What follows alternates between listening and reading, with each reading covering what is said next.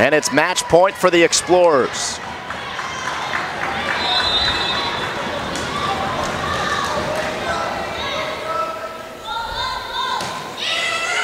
That one gets over, saved by Mariah Ballas, but the Leopards cannot play it back across, and that's how the match will come to an end. It's a clean sweep for the LaSalle Explorers.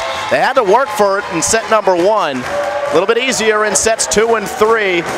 They win the third 25-13, and the Explorers improved to 3-1 on the season. Lafayette drops their first game of the season. They're now 0-1. Caitlin, congratulations on the win. Thank you.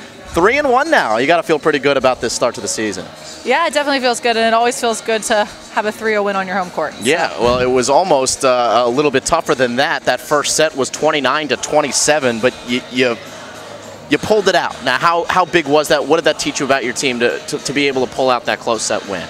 I mean, at this point in our program, we're going to have a lot of close sets. Right. So, they expect that, and the way that we practice, we prepare ourselves for that. But I think that we came out of the gate a little bit slow today. We were feeling out the situation, feeling out the attackers on the other side, and we didn't really play our style of volleyball until really set 2. Now, you were without Kelly Perillo in this match, and she led your team in kills last year at 306. And you told me before the game somebody else is going to need to step up. Now, tonight, Bryanna Davis looks like she stepped up and then some.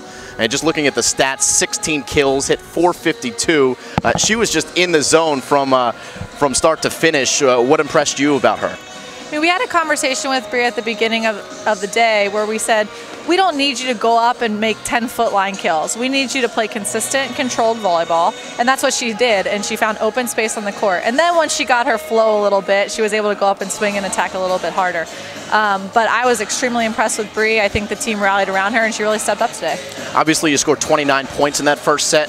Well, a lot of those points were assisted by Taylor Height. I think she had 13 assists in that first set alone. A freshman, so you know that she's got some growing to do, but still, it's got to be really, really nice to know that you've got a freshman, you've got a setter for the foreseeable future that's at the heart of your program.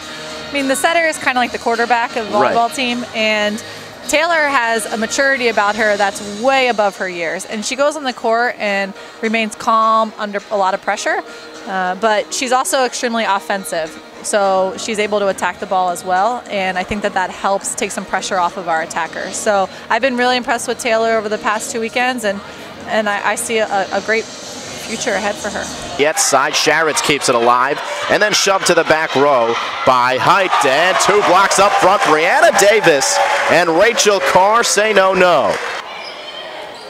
Healy with a great set there, and the finish by Felton.